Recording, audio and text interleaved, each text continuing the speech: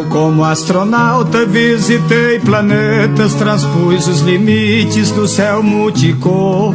Viajei a bordo dos meus pensamentos, fiz do coração um disco voador. E em meio às galáxias do mundo universo, encontrei em Marte a musa do amor. Seu nome possui sinônimo de água, mas ela parece ser mesmo é de Marte. Madeixas da noite, estética de estrela, beleza que igual não tem noutra parte.